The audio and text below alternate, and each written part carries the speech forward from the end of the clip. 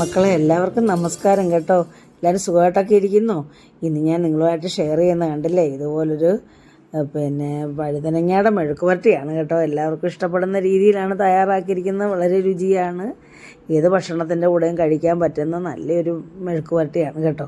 അപ്പോൾ ആദ്യമായിട്ട് എല്ലാവർക്കും ഞാൻ നന്ദിയും അറിയിക്കുകയാണ്, എൻ്റെ വീഡിയോ കാണുകയും സപ്പോർട്ട് ചെയ്യുകയും ഒക്കെ ചെയ്യുന്നതിന്. ഇനിയും നിങ്ങൾക്ക് ഇഷ്ടപ്പെടുവാണെങ്കിൽ മക്കളെ ഒന്ന് ലൈക്ക് ചെയ്ത് സപ്പോർട്ട് ചെയ്യണേ. അപ്പോൾ ഈ രുചികരമായിട്ടുള്ള ഈ വഴുതനങ്ങ മെഴുക്ക് പുരട്ടി എങ്ങനെയാണ് തയ്യാറാക്കിയിരിക്കുന്നത് നമുക്ക് വീഡിയോ ഒന്ന് കണ്ടു നോക്കാം മക്കളെ. വീഡിയോയിലേക്ക് പോകാം. അപ്പോൾ മക്കളെ, നമ്മൾ അതിനായിട്ട് എടുത്തിരിക്കുന്നതാണ് ഈ വഴുതനങ്ങയാണ്. നല്ല ടേസ്റ്റുള്ളൊരു വഴുതനങ്ങയാണ് കേട്ടോ. അപ്പോൾ ഇതിൽ ചേർക്കാനായിട്ടൊരു 3 ചെറിയ സവാള എടുത്തിട്ടുണ്ട്, ഒരു 2-3 അല്ലി വെളുത്തുള്ളി എടുത്തിട്ടുണ്ട്, ഒരു ഇത്രയും പച്ചമുളക് എടുത്തു. പച്ചമുളക് നമ്മുടെ എരിവിനനുസരിച്ച് ചേർക്കാം. അപ്പോൾ നമുക്കിത് ഒന്ന് കട്ട് ചെയ്യണം. അപ്പോൾ ഇത് ഞാനൊന്ന് കട്ട് ചെയ്യുന്നത് എങ്ങനെയാണെന്ന് കാണിച്ചു തരാം. നമ്മളാണ് ഇതിൻ്റെ ഈ ഞെടുപ്പങ്ങ് കളയും. അത് നമ്മൾ ഇതേ രീതിയിൽ കണ്ടില്ലേ, നമ്മൾ 4ആയിട്ട് കീറും. 4ആയിട്ട് കീറിയിട്ട് കണ്ട് ഇതേ രീതിയിൽ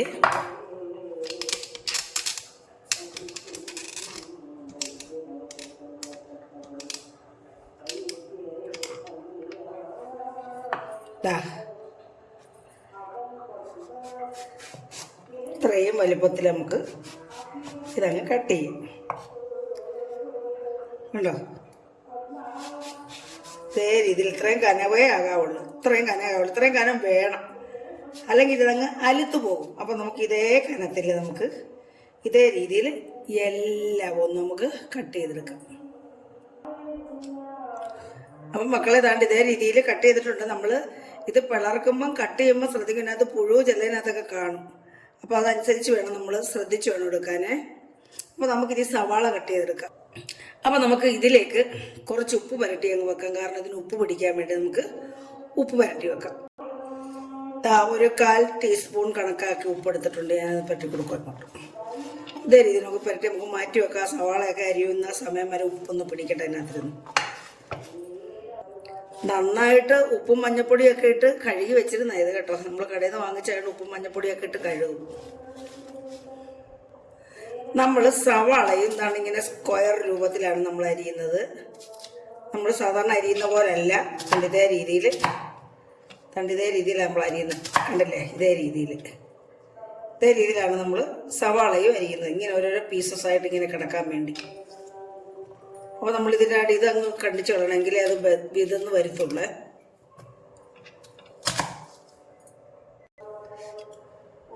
അപ്പോൾ മക്കളെ, നമ്മുടെ സവാള ഇതേ രീതിയിൽ അടർന്ന് വീഴത്തക്ക രീതിയിൽ അരിഞ്ഞു വെക്കണം കേട്ടോ. അല്ല കട്ട ഇത് എണ്ണയ്ക്ക് അത് അടർന്ന് മൂക്കേണ്ടതാണല്ലോ. നമ്മൾ ആ വെളുത്തുള്ളി ഇങ്ങനെ ചതച്ചിട്ടുണ്ട്. പച്ചമുളക് ഒരു 3 എടുത്തോളൂ, നല്ല എരിവുള്ളതാണ്. അത് ഞാൻ ഇതേ രീതിയിൽ 4ആയിട്ട് കട്ട് ചെയ്ത് വെച്ചിട്ടുണ്ട്. നമുക്കിനിയും അപ്പം നമ്മൾ വഴുതനങ്ങ മെഴുക്ക് പുരട്ടി തയ്യാറാക്കാനായിട്ട് ചട്ടി ചൂടായിട്ട് നമുക്കിതിലേക്ക് 1.5 ടേബിൾ സ്പൂൺ വെളിച്ചെണ്ണ ഒഴിച്ചു കൊടുക്കാം. അപ്പം നമ്മുടെ എണ്ണ മൂത്തിട്ടുണ്ട്. നമുക്കിതിലേക്ക് ഒരു 1/2 സ്പൂൺ കടുകിട്ടുണ്ട്.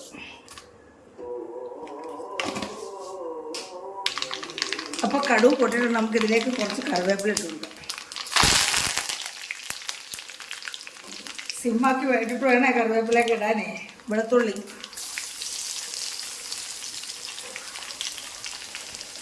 നമ്മൾ എന്നിട്ട് ഇതിലേക്ക് നമ്മുടെ സവാള ഉള്ളി അങ്ങോട്ട് കൊടുക്കുക.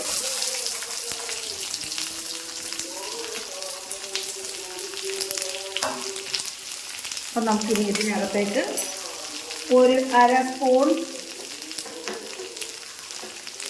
ഒരു 1/4 സ്പൂൺ ഉപ്പിട്ട് കൊടുക്കാം. നമ്മൾ 1/4 സ്പൂൺ നമ്മുടെ വഴുതനയ്ക്കകത്തിട്ടുണ്ടായിരുന്നു.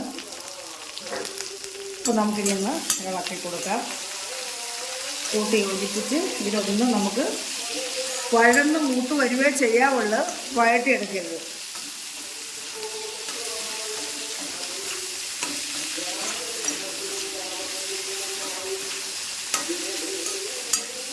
കണ്ടില്ലേ, ഇതൊന്ന് പകുതി വഴന്ന് വെന്ത് മൂത്തതിന് ശേഷം നമ്മൾ ഇതിനകത്ത് വഴുതനങ്ങ ഇട്ട് കൊടുക്കാൻ പാടുള്ളൂ. അല്ലെങ്കിൽ വഴുതനങ്ങ അങ്ങ് വെന്ത് അലുത്തു പോകും കേട്ടോ. അപ്പം നമുക്കിതിങ്ങനെ ഇതൊന്ന് വഴന്ന് മൂപ്പിച്ച് വേവിച്ചെടുക്കാം.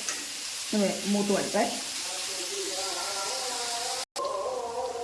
അപ്പോൾ നമ്മുടെ സവാള എല്ലാം പകുതി വെന്ത് മൂത്തിട്ടുണ്ട്. അപ്പം നമ്മുടെ ഉള്ളിയെല്ലാം പകുതി എല്ലാം വെന്ത് മൂത്ത് വന്നിട്ടുണ്ട്.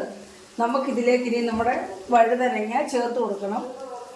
അതിനായിട്ട് നമ്മൾ ഇനി ഇതിലേക്ക് ഒരു 1/2 സ്പൂൺ മഞ്ഞൾപ്പൊടി, നമ്മളിതിലേക്ക് ചില്ലി ഫ്ലെക്സ് അതായത് ചതച്ച മുളകാണ് ചേർത്ത് കൊടുക്കുന്നത്. 1 ടീസ്പൂൺ ചേർത്ത് കൊടുക്കുന്നുണ്ട് കേട്ടോ. ഇവിടെ ഒന്ന് കൂട്ടി ഇളക്കിയിട്ട് നമുക്ക് ഇതിലേക്ക് നമ്മുടെ വഴുതനങ്ങ ഇട്ട് കൊടുക്കാം. അപ്പോൾ നമ്മുടെ വഴുതനങ്ങയ്ക്കകത്ത് ഉപ്പിട്ട് വെച്ചപ്പോൾ നമുക്ക് അതിനകത്ത് വെള്ളവും വന്നിട്ടുണ്ട്. അപ്പോൾ ഇതിൻ്റെ ഈ വെള്ളവും കൂടെ ചേർന്നത് വെള്ളമാണല്ലോ, ഇതങ്ങ് വെന്തോളും. ഇതിൻ്റെ വെള്ളവും ഈ എണ്ണയും കൂടെ ചേർന്നത് വെന്ത് നന്നായിട്ട് മൂത്ത് വരും. അപ്പം നമുക്കിതൊന്ന് കൂട്ടി ഇളക്കാം.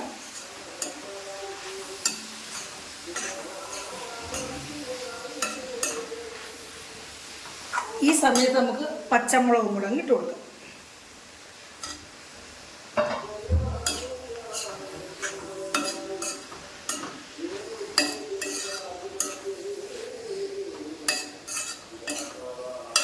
അപ്പോൾ ഇത് നമുക്ക് ഹൈ ഫ്ലെയിമിലിട്ടൊന്ന് വഴട്ടാം. നമ്മളിനി ഇത് ലോ ഫ്ലെയിമിലിട്ട്, ഹൈ ഫ്ലെയിം ആയി ഇനി ലോ ഫ്ലെയിമിലിട്ട് നമുക്ക് 1 മിനിറ്റ് ഒന്ന് അടച്ചു വെക്കാം. ഈ സവാളയും നമ്മുടെ വഴുതനയും കൂടെ ഒന്ന് സെറ്റാകാൻ വേണ്ടി 1 മിനിറ്റ് വെച്ചാൽ മതി. അപ്പോൾ 1 മിനിറ്റായി, നമുക്കൊന്ന് നോക്കാം. കണ്ടില്ലേ,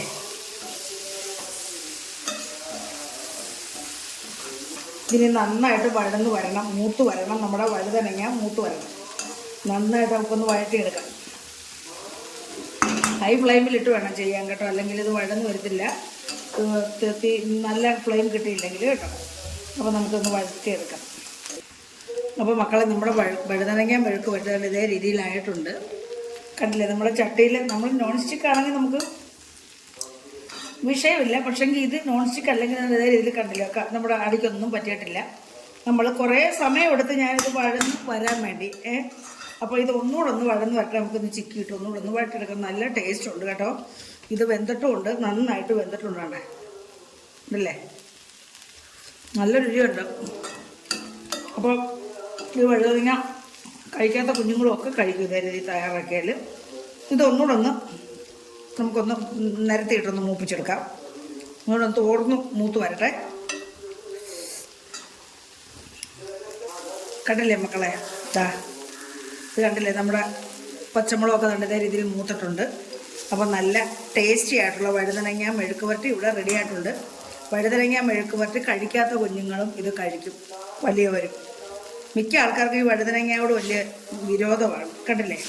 അപ്പോൾ ഇതേ രീതിയിൽ തയ്യാറാക്കിയാൽ എല്ലാവരും കഴിക്കും. അപ്പോൾ നമുക്ക് നമ്മുടെ വഴുതനങ്ങ മെഴുക്ക് വരട്ടി ഇവിടെ റെഡി ആയിട്ടുണ്ട്. നമുക്കിനി സെർവിങ് പ്ലേറ്റിലേക്ക് മാറ്റാം.